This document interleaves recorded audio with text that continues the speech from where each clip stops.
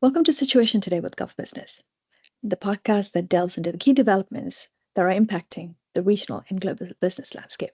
My name is Neesha Salian, and our guest today is Professor Angus Laing, the Executive Dean of the Edinburgh Business School and School of Social Sciences at Heriot-Watt University. Welcome to the show, Professor Angus. Oh, thank you. Thank you for the opportunity. Professor, you've identified the accelerating digitalization of the economy and society, and which is going to be driven by AI as one of the key trends that we'll see in this decade. How do you see AI transform industries and societal structures in the year ahead, and how can businesses prepare for this AI-driven shift?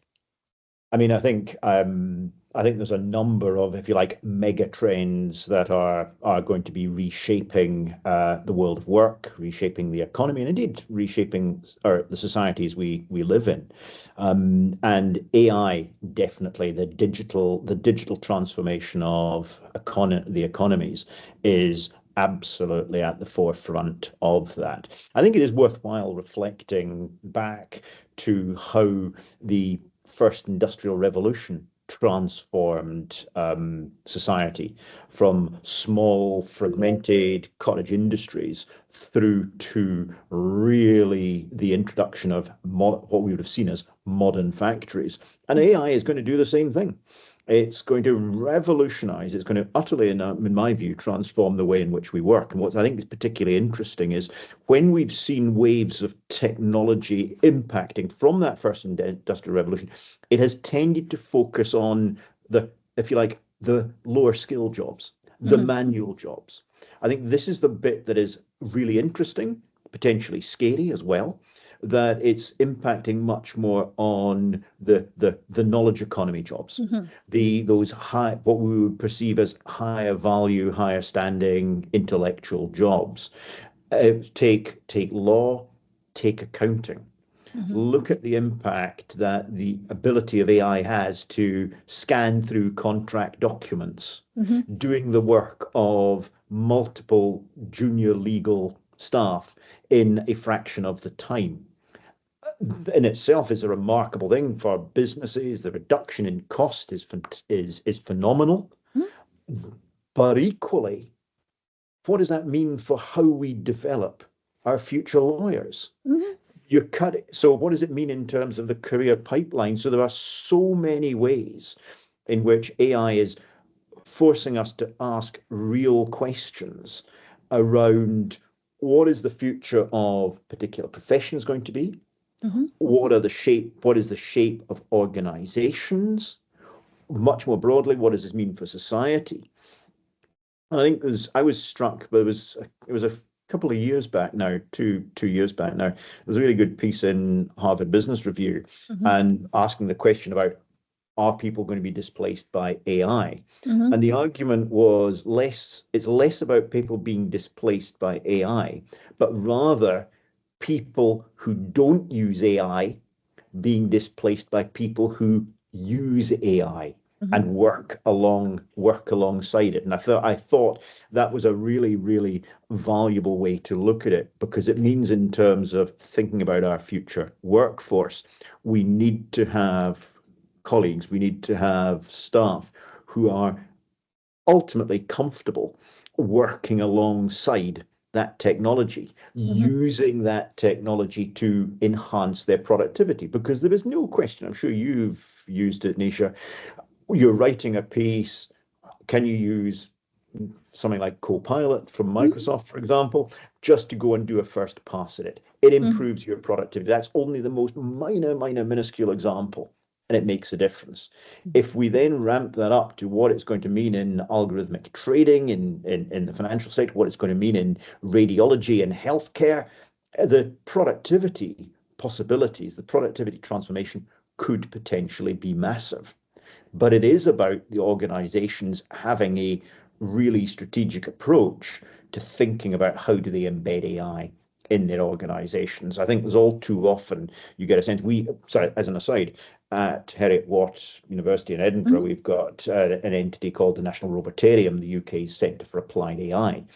And when we talk to colleagues there, what they frequently recount is businesses coming to them saying, we've bought this bit of robotic kit, we've got this bit of AI driven kit. We're not 100% sure how we're using it. There's this sense, I think the real challenge is organizations needing to think through how they are going to use the technology before they rush into buying a particular piece of technology and asking the questions, what are our processes? What are our systems going to look like in future? And then build in the AI appropriately to deliver on that, because it will separate out, there will be a separation out between those organizations who do embrace AI strategically and effectively, and those that don't, or do it in a very operational, almost opportunistic manner. Because it's like any change. If you introduce new technologies, you have to be changing the systems, the processes, the people around that. So for me, it's got huge potential. Yes, it does bring challenges, and we can come on to some of those challenges in a second, but it's the productivity gain that we can potentially have. And just as a further thought, if we look at one of the other big global mega trends around demographic change, an aging workforce, shrinking population in many developing economies, the role of AI is going to be absolutely critical in terms of enabling us to maintain a level of productivity in the economy. You were talking about the challenges. What could be the challenges that sort of impede, this progress, maybe with the older generation, for that matter? Yeah, I mean, I think the issue we tend to, when we talk about this type of big change, we can look a fair distance ahead, 2 decades ahead, and see a transformed world. The problem often comes in the interim, is the sort of, what I think the unfortunate term is, collateral damage. How the existing workforce can be negatively affected by the introduction of new technologies, because the jobs that they have done are now swept away. Do they have the skills to pick up the new types of jobs? Have they got the opportunity, if they don't have the skills, for the personal, professional development to pick up on those skills? So that takes us back over to the role of universities, etc., in terms of actually really, really embracing lifelong learning. And I think in many countries, whether it's the UAE, whether it's the UK, even examples like Germany, which I tend to be good at professional development, professional education, we are not really as good as we need to be in a fast changing world at providing lifelong learning. So so for me, that's the big one. We're always going to have a degree of disconnection as a new technology comes in and revolutionizes the way we operate. Being able to bridge this is the real challenge, because we've already seen the rise in many parts of the world, and particularly in Western Europe and North America, of populist movements, the loss of jobs, the replacement of what have been seen as traditional jobs, the loss of those. That's causing disconnect. That will be contribute to ongoing that degree of political instability. So how it does really matter how we try and bridge this gap. I'm an optimist. I think in a decade and a half, 2 decades time, we will have seen this as being a major step forward in the way in which organizations operate. That's not to say that there are not problems. There's the short run problems, as we've been talking about, but I think we've also got to then look at much wider issues. There's obviously all the issues around cyber risk, all of those, but I think we also need to think about how we have to then reconfigure our taxation systems. So if we rely very heavily in most Western countries on income tax, if you've got a shrinking workforce and you're having people replaced by technology, the gains are passing to those organizations that own, design, develop, utilize the technology. How do we ensure that we actually have a taxation system that provides the public services that our society needs. So it's very often it's not just the core issues one needs to think about. It's about the related issues Yeah. that we need to really look at. So the micro level, what does it mean for me as an individual employee? The Mhm. meso level, what does it mean for me as an executive in an organization? The Mhm. macro level, what does it mean for me as a minister in the government? Right.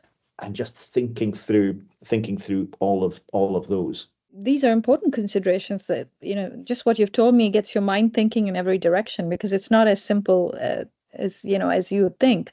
Like you've clearly said, it has an overall, it impacts many other aspects of our everyday life and governance as well. Yeah, yeah, and you can see this with the event that's been in Emmanuel Macron hosted in Paris for the past couple of days, around trying to think, how do we regulate the AI? How do we cope, and the inevitable tensions that are going to arise between risk reduction, protection, Hmm. and innovation? Hmm. Because we know from going back to the late 18th century and the Luddites in England, this is change that's not going to go away. We need to ride with it. We need to surf the wave as it's coming through. Yeah. One of the other important changes, as you see, even in terms of the trends that you have, but shone the spotlight on, aging populations, for instance, in the developed Mm. world, and increased migrations from the global south. These are also key challenges that businesses will face. I'm sure countries will face as well. So, how do you think you can manage workforce dynamics, and how can companies adapt to Yeah. these I mean, demographic shifts?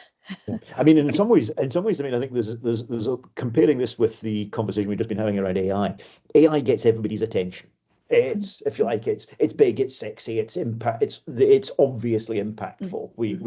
We can understand that technology impact, but I think it's quite striking. Certainly, sitting in a mature economy like the UK, the lack of connection that many people, individuals, regrettably many politicians, don't make between an aging population, the impact of an aging population, and the need for migration, inbound migration. That there is no question, if you look at the data, particularly acute in places like Japan, South Mm. Korea, Italy, where the birth rate is absolutely plummeting. And just Mhm. think about China, and the impact it's going to have there. This aging population is really, really something that we are not at all geared up for. AI technology may help us in some ways, as I said, around the productivity, but this aging population is a huge one, Mhm. and that means in terms of workforces, how do we become better at employing people in multiple careers over an extended lifespan? Mhm. How do we support people to move from one job to the next job to keep going? How do we ensure that people are healthy enough to Mhm. take on particular types of jobs at different stages in their lives? So real issues for organizations in terms of managing a workforce that's got very, very different characteristics. There's good examples I'll pick up one in the UK, B&Q. They're a hardware Mhm. home care type store. They've actually capitalized on an aging population by bringing in semi-retired tradespeople Mhm. as the shop floor assistants, because guess what? They know a heck of a lot more Mhm. than a 20-something-year-old. So there are positive ways of doing it. We mustn't see this as a problem. We've got to look at how we create an opportunity. Again, one of the elements it comes back to is education, Mhm. ongoing skill development.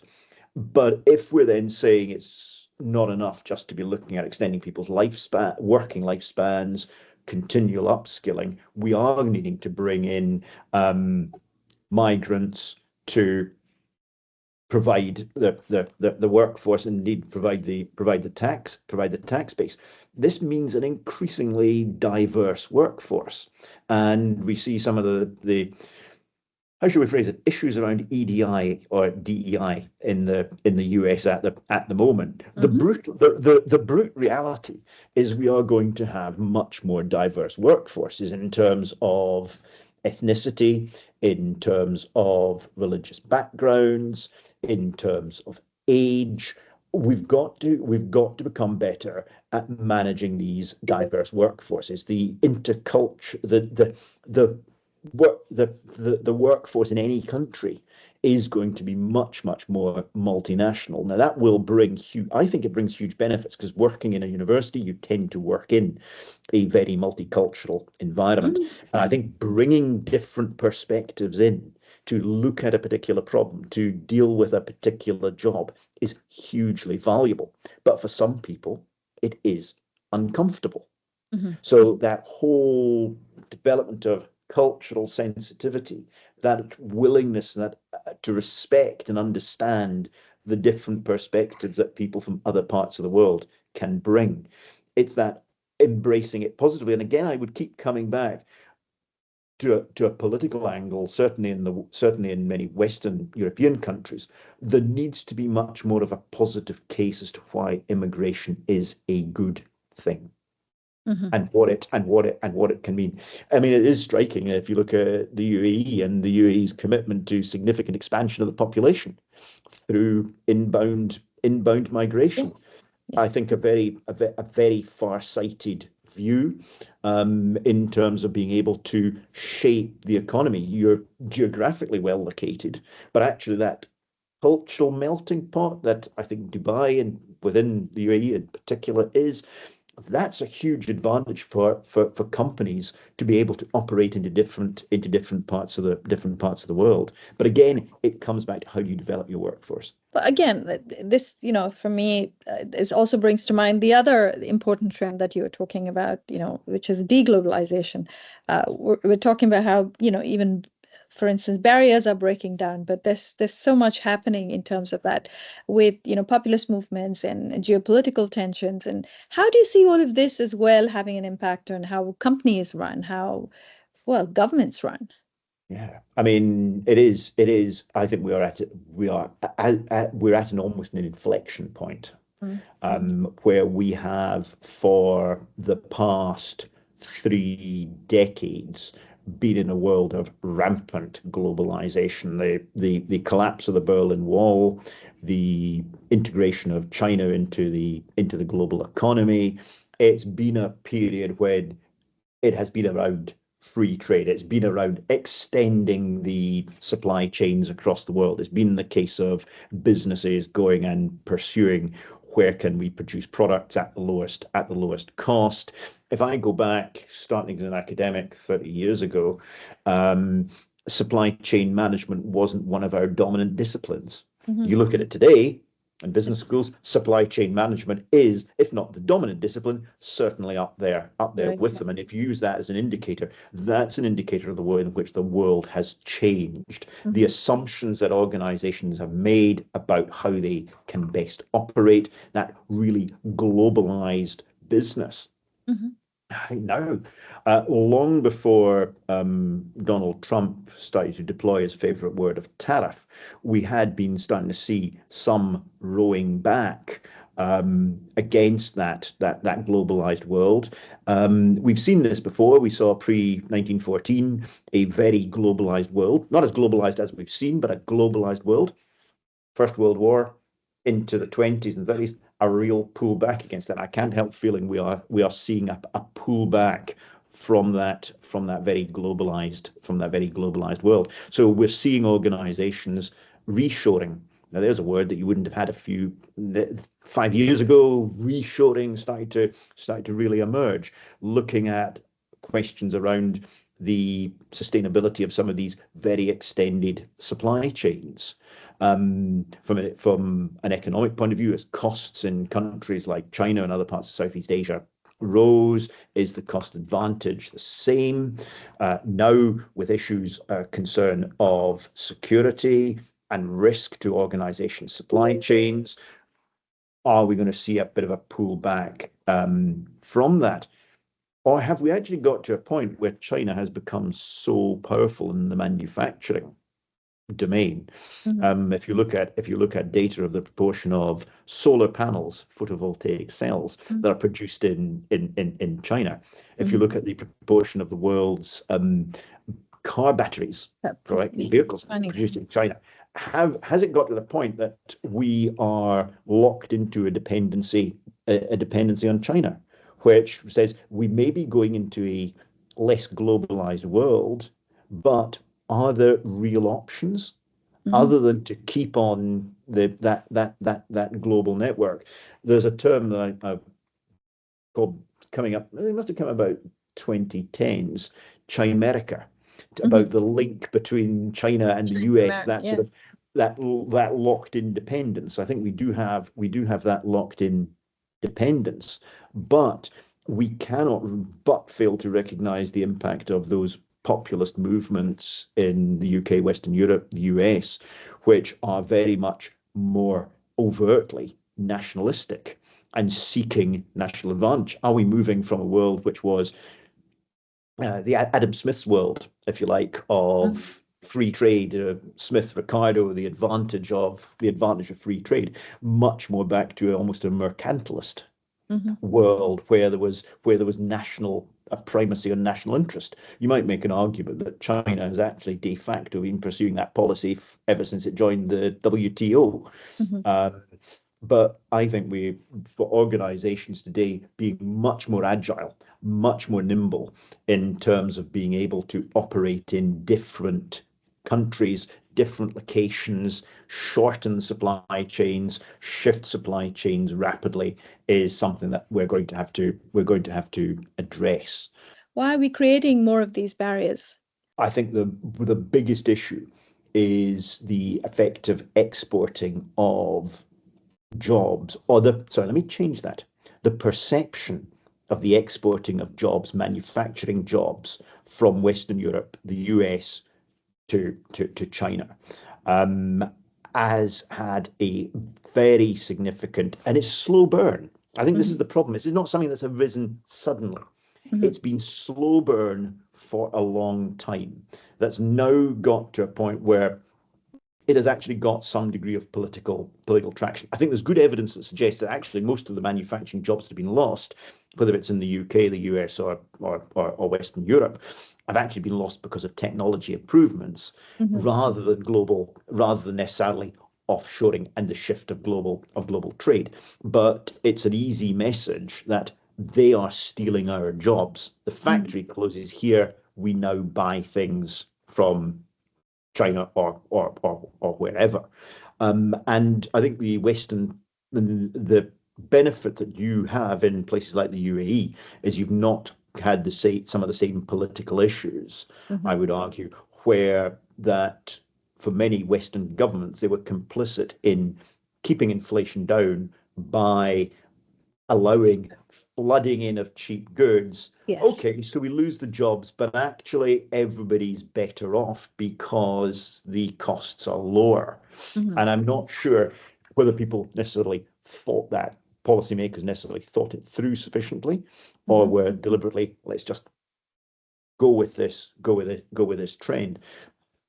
So it's not something that's occurred recently. This has been a long, slow burn that has picked up. So you can trace, I remember writing a piece way back in 2016 about Brexit, and saying Brexit's fundamentally a problem that comes from a sense of people feeling economically disempowered. They may be lashing out against the wrong target. Correct. But they are lashing out because of something that feels real to them. It was Tip O'Neill, the Speaker of the American House way back in the 70s and 80s, who said all politics is local. And he was absolutely right. What does it feel like to you? What does it feel like to you in your town where factories, etc., have closed? It's easier to blame another tribe somewhere else. And I think we've now just got to a point where it has built up a head of steam, and in Europe, in the US, very obviously, you've got this idea of protectionism, trade blocks emerging. You put into that the geopolitical instability coming through the parts of the Middle East, But I'm thinking particularly around Russia and the Ukraine. There's a mindset change here. And I was just gonna ask you, especially as when you teach and when you're instructing your students or advising them, considering these four important trends that you have earmarked and you see unfolding across the decade, what advice would you give,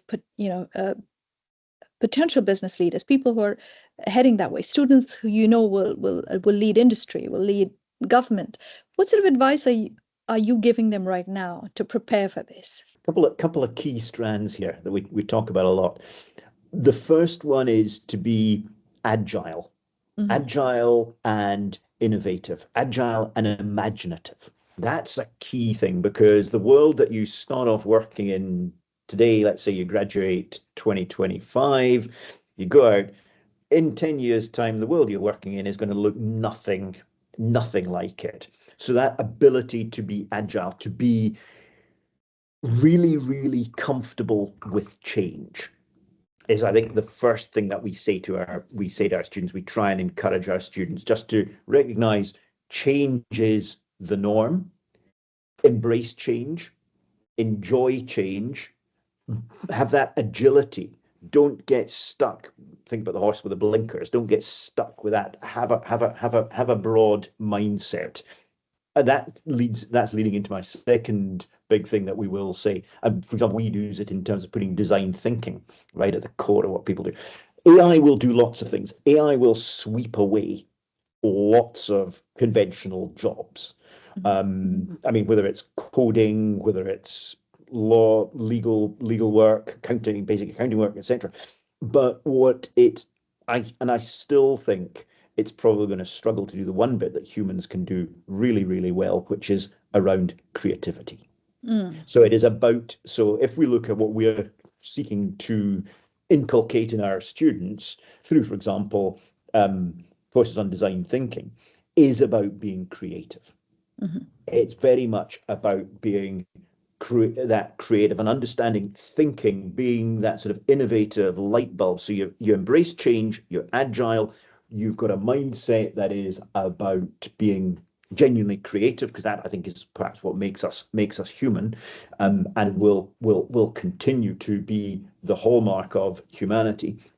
And then the third one is a lot more emphasis that we teach around, might be branded as network science, but a lot around how people interconnect, how people work together, how you foster collaboration, how you develop personal networks, but corporate networks as well. So those would be my big three: agility and embracing change, really focusing on creativity and what we can do as creatives, and thirdly, about building networks, building links. And while we're looking at putting that into our curricula, I would argue the same holds true for any organization looking at what it needs to do to develop, to survive. We don't know what the future is going to look like. We know it's going to be different.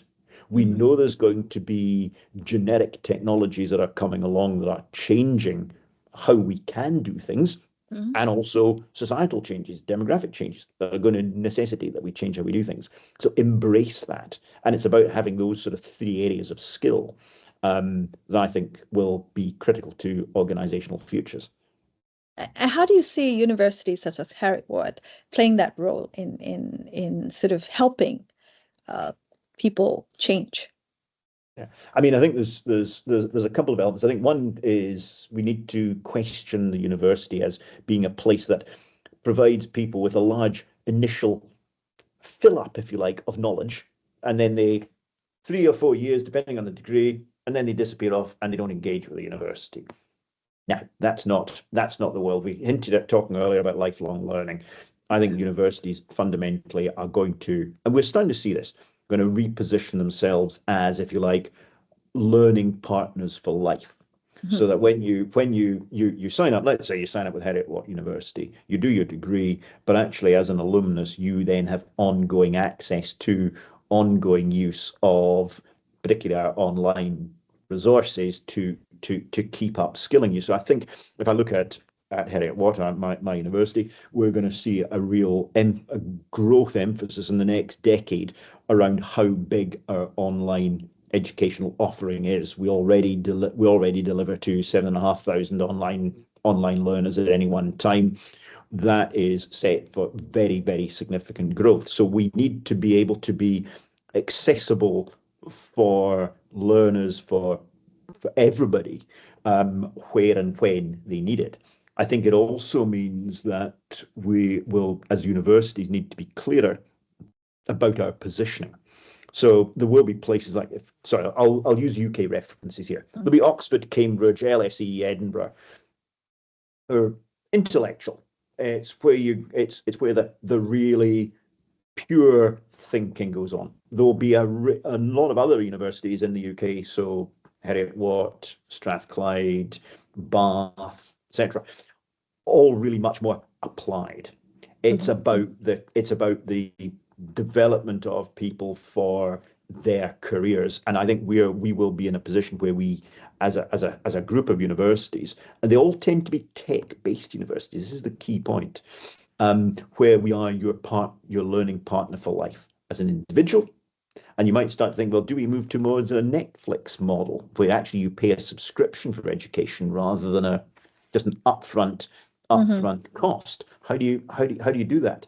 But it is about us recognizing what people, employees, organizations need for the future, and underpinning that has to be really, really strong, robust research, because the only way we can bring cutting edge programs forward is if we have access to the cutting edge research. So, for example, the work we do, as I said already, we do a lot of work around decarbonising transport, but we're doing a lot of work around integrating AI into workspaces. That feeds naturally through into our curriculum. So I think it's the element of being a partner for life. It's about recognizing a particular position for particular types of universities, and then really making that link between the cutting edge research and not just treating research as something we publish in the top end academic journals and share with other academics, but really, really bring into practice through our engagement with companies and engage that research into the curriculum. Thank you for that. And on a parting note, what is your hope for the future? A decade from now, or two? A decade from now, not to be retired. Sorry, that was sorry. No, I mean, I hope we will have passed through a period of what is at the moment really significant turbulence, that we don't, as a world, as countries, necessarily know where we're going. You know how you get caught in an eddy in a river? We're drifting around. The current, the direction is not clear. 10 years' time, I would be optimistic. We will have a clear direction of travel. We will be seeing how the economy, society is evolving. That would be my somewhat ambiguous hope. Well, thank you so much, Professor Angus. It was really interesting hearing your insights, and we look forward to sharing this with our viewers and listeners. And I hope that they will get some inspiration from it. Business leaders, as well as students who are listening to this, can be inspired to bring that change. Yeah, great. Well, Neesha, thank you very much for the questions, and thoroughly enjoyed our conversation. And as you say, hope your listeners enjoy the conversation as well. And look forward to having you join us in the future as well, to share insights as and when we see things changing across the global economy. We look forward to your inputs as well. Excellent. Great. Thank you very much. I look forward to it likewise.